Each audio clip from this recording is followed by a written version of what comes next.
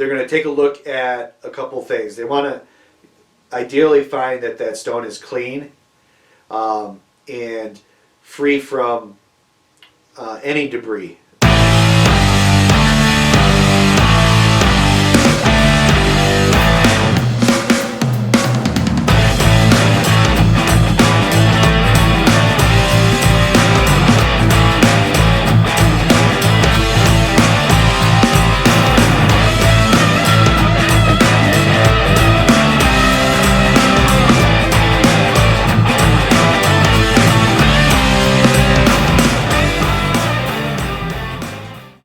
Welcome back, guys. This is episode number 4 of Ask the Pumper Dude. So I really appreciate you guys being here. I appreciate all your questions. We hope that we're being real informative for you and just bringing you some perspective on kind of the mystery of septic systems. Something that a lot of people just don't have a real grasp of, even if they think they do. Something that we've always been passionate about is providing education to our customers, and we're happy to be able to do this for the entire audience. So again, we're real appreciative of the questions that we're getting, and so keep them coming. It gives a great perspective, lots of different things for people to think about. So today we are going to talk about inspections. It's become a big topic over the last, I would say, 15 to 20 years. Anytime a house gets sold, it's become pretty common practice. Most realtors are kind of up on the times of guiding their clients to make sure that they're getting the well and septic inspected before they buy a house. What we used to find quite commonly, people would go to buy a home. It seems great, everything's fine. They get their loan, they get in the house, everything's good. A month or two later, their toilet stopped flushing. They call out somebody come clean the septic tank, and they give them the bad news that their system looks like it's in a state of failure. And some areas are a little tougher to deal with than others when it comes to replacing septic systems. In our area, we service, I guess I would call it about 3.5 counties, and the cost for replacement of the septic system in our area can range anywhere from $4,000 to $5,000 on the low end, up to $50,000, $60,000, $70,000. And the big difference in that cost usually, number one, it would be engineering. If there's several reasons a system would need to be engineered. Usually it's either soil type or seasonal high water table that's too close to the surface, too close to where the septic system would need to be installed. And a lot of times you might see a mound in someone's yard. Typically that would be an engineered system. Most engineered systems are going to involve a pump chamber. So the effluent, that clear water that we talk about leaving the septic tank, goes into a pump chamber. A pump pushes it up into the drain field, which is most of the time elevated above where the septic tank is at. So that's a huge variable in cost. If you're adding tanks, you're adding pumps, you're adding more complex components to the septic system. So that'll add cost. But even more than that, it's just material costs, trucking material in and out. We have one local county that they will allow a conventional septic system to go in. Just to keep it real simple, when installing a septic system what we're looking for is the good sharp sand. So we have to dig down to that good sand and then fill good sand up high enough to get the septic system within a acceptable range of the surface, because the system does use oxygen from the surface, so you don't want it to be too deep in the ground. It will suffocate. It won't allow it to function efficiently. So one of our local counties will allow what we call a cut down to 15 to 20 feet in the ground. So you imagine a 1,200 square foot area being dug down that deep in the ground, how much material that creates. That's got to all be trucked away. Good sand's got to be brought in. So that's just an incredible expense, and that can run in the $20,000, $30,000, $40,000 just in trucking expenses. So back to buying a new home, the homeowner comes in, they're having problems, all of a sudden they're caught with a very, very expensive bill just to make their toilets flush. So a lot of local municipalities, it's usually the county, but sometimes it can be a township or a city ordinance that requires a time of sale inspection. So these happen anytime a home is sold, and the deed cannot be transferred without the septic system, and a lot of times the well is involved in this too. They have to pass inspection in order to sell the home. So what does this involve? Some people are worried that an inspection, they're going to bring in equipment and dig up the drain field, and they look at it and they're going to. It's not a real big disruptive process. The inspector's going to come in. They're going to bore a few holes into the drain field. They use hand tools, and they're really, going to make a hole about this big. And what they're doing is they're trying to get down to the stone that's in the drain field, and they're going to take a look at a couple things. They want to ideally find that stone is clean and free from any debris. That can be dirt. You don't want any dirt throughout the stone. And then they're looking for biomat buildup, which is, people will talk about sludge building up in the drain field. The biomat is a naturally occurring layer in the drain field. It's a layer of bacteria, and what the drain field is doing, the effluent, that clear water that we talk about leaving the septic tank, goes out into a series of pipes in the ground. That series of pipe causes the water to be distributed throughout the entire area of the drain field. Those pipes are surrounded by stone. The water gets out into the stone, and there's bacteria that live on the stone. As the water filters through that stone, the bacteria is eating up any particles that are in that water. So that by the time that water gets through the drain field, it is clean again, and it's able to go back into the ground without contaminating any of the soil or any waterways that it could eventually get to. There's many variables that go into it, and that'll be a great topic for us to talk about in the future. But these variables will cause that biomat to thicken, and it will thicken to the point where it will no longer allow water to drain through the stone anymore. And so that's where you get into the situation where the drain field is holding water, and as water continues to get used in the house, that water's got to go somewhere. And you'll find that it's either pushes up to the surface, so you'll see ponding in the yard over the septic field. It'll get soggy, it'll get muddy. Sometimes you'll see actual, puddles starting to show up.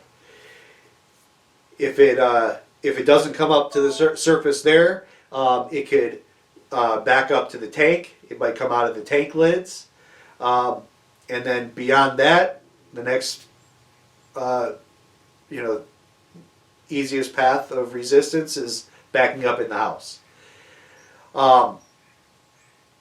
Some common signs that you'll notice in the house if you are having an issue like this. Obviously, slow drains or just backing up into the house. Those are the obvious ones. But you want to be mindful for gurgling sounds in the plumbing. So if, say,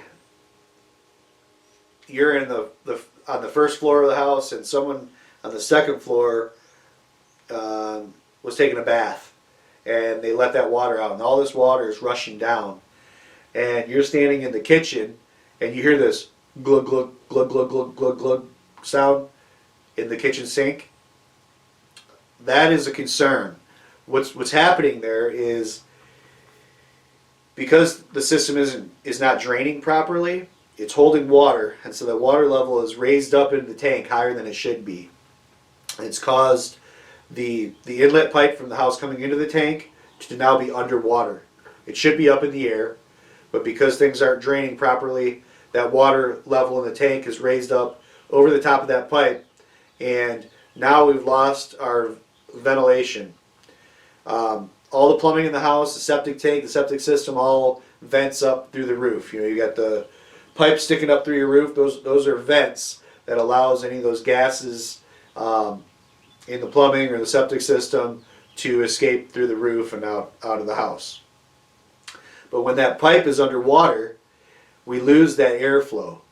So when that water from the house is rushing down the line,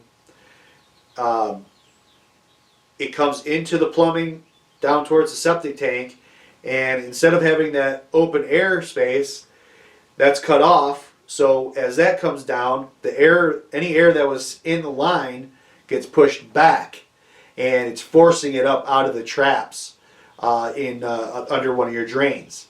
So that's what's happening when you hear that glug glug glug sound. It's air being forced out of your plumbing into the house, and the reason for that is that line is underwater, and the airflow is not allowed to move like it should.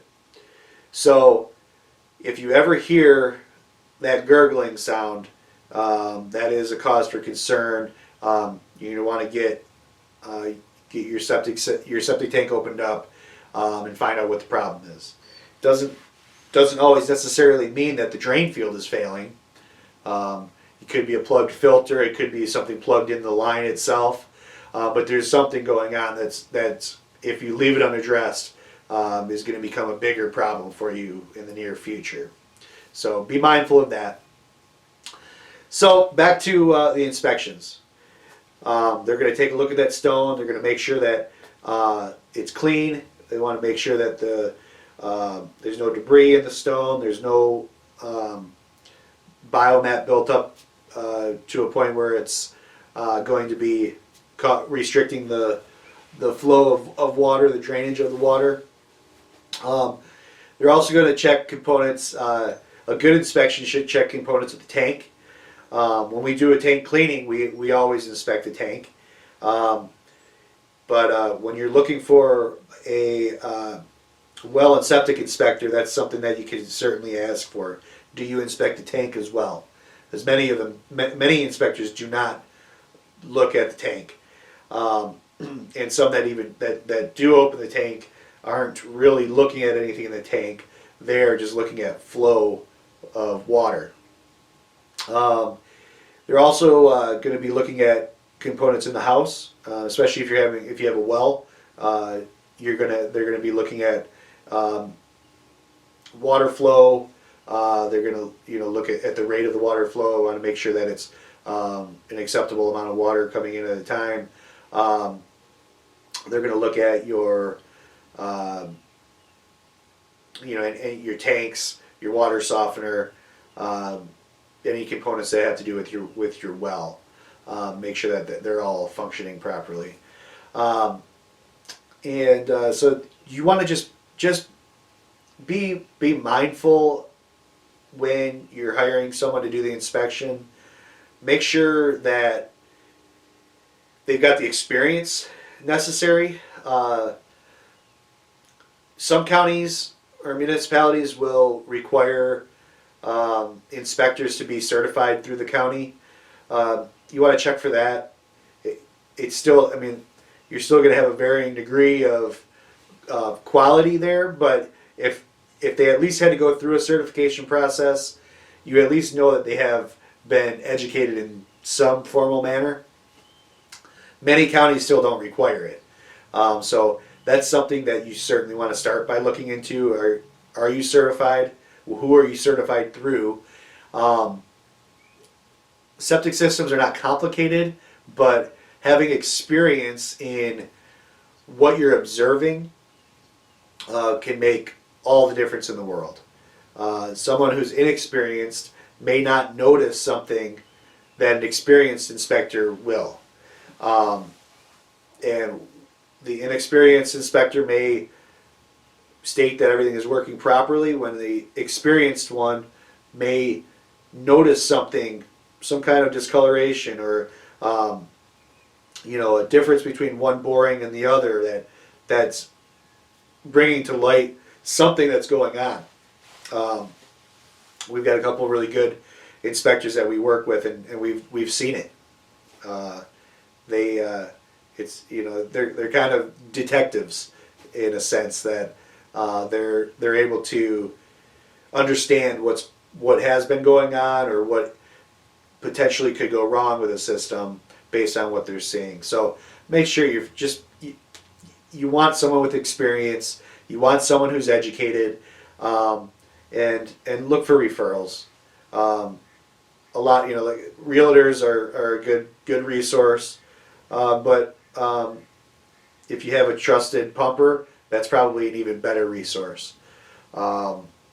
We have the first-hand experience with a lot of these inspectors, and we'll be able to point you in the direction of somebody who's going to give you a good, thorough inspection. You're going to pay a decent amount of money for this. You want to make sure that you're getting the information that you need to help you when you're purchasing a home. So, time of sale inspection is really important. Don't buy a home on a septic or a well without one. And then make sure you're doing your due diligence, not just in the home buying process, but in your hiring process for that inspector. Make sure you have somebody that is going to be able to give you the details that you need to help you make your decisions regarding the purchase of a home. So, very, very important, and something that you want to make sure that your realtor is also looking into. What is the process going to be if we do purchase this home? Is a time of sale? Do they have a time of sale program in this area? That can also add quite a bit of expense to the purchase process. Some municipalities require some pretty substantial fees in processing the time of sale inspections. Just that's another thing to have in the back of your mind. Find out that information before you get into it, and you're spending $1,000, $1,200, even more than that when you add in doing the home inspection, and then you add in these time of sale requirements that can really add up. So make sure that you're working with the seller, whether you're splitting it or they're covering it, or however you're going to work out that agreement. Have that understanding before you go into it, so that you're prepared and you can protect yourself and help avoid wasting any money on a home that you might not be going through a purchase on. Another question that we get often along these same lines, we'll quite often get a call from someone who's looking at buying a home, and they want to schedule a tank cleaning because they think that that's part of the time of sale process. Most of the time, the cleaning of the tank is not tied with the time of sale program. And I guess, let me restate that. Sometimes it is. There are some municipalities in our area that require the tank to be pumped at the same time that the drain field is inspected. But many programs do not require it. Sometimes they'll require that it had been pumped within the last 2 years or the last 3 years. As long as you can show proof of that, that is acceptable for the time of sale program. But what we always guide people on, and this is along the same lines as protecting your pocketbook. You don't want to clean somebody's tank for them, and when you might not end up purchasing the home. So, what we always guide people, do your inspections, have the septic inspected, have a good inspector do it that does a good thorough inspection, have the well inspected, but hold off on cleaning the tank until you know you're going through with the purchase. I usually would recommend that you just hold off until you go through closing. Make sure you got the keys in your hand before you're going to go spend the money to have the tank cleaned. Because we've seen it often. Tank gets cleaned, and then they have the drain field inspected, and then they find out that there's something wrong there, or they have the home inspected. And there's all kinds of issues in the house, and before they know it, they've spent $2,000 or $3,000 on this stuff that they're not even. It's not even going to be their house. So make sure that you're going to go through with the purchase before you schedule a tank cleaning. It is always a good idea to have the tank cleaned when you're moving in. You never know how the system was used previously. It's hard to know if someone's telling you the truth. Yeah, I just had it cleaned 6 months ago. Well, make sure at least you're getting invoices. Make sure it's legitimate. We see it. It happens all the time where there's somebody says it was pumped, and then we come out, nah, there's no way that this was cleaned 6 months ago. So it's always a good idea to go ahead and have the tank cleaned once you've moved in, or at least gone through the purchase process. You own the home. Let's get a fresh start.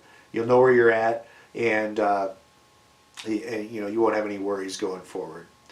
So, just to reiterate, the big keys that you want to think about when purchasing a home: make sure that you first of all have inspections done of the septic system, of the well.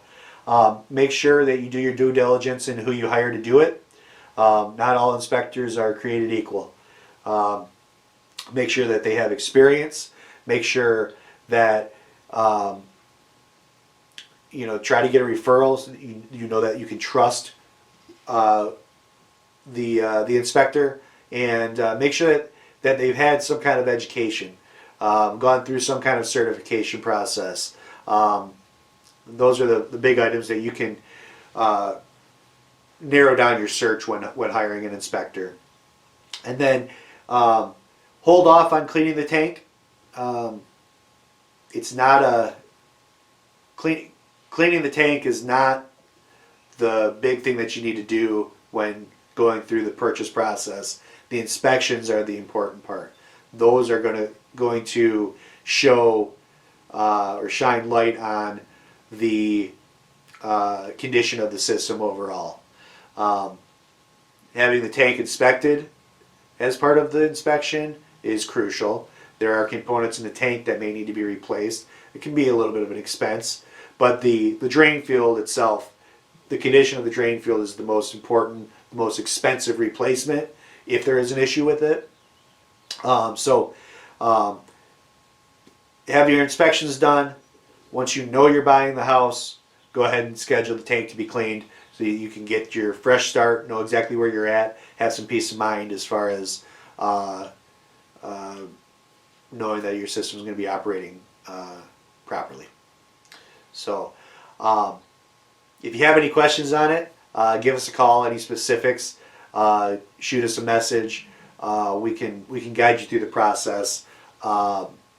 Not complicated like most things with septic systems. Not rocket science. Just some things to have in the back of your mind to help you make the best decisions for yourself and help save you a little bit of money at the same time. So I appreciate you guys being here with us. This was episode 4. We're moving right along. So I hope you guys are getting value out of it. I hope that the information is useful for you. And like always, make sure you subscribe. Don't miss an episode. And keep the questions coming. We're ready to keep answering them. And keep passing along all the information that we can. So have a great week. I appreciate you guys.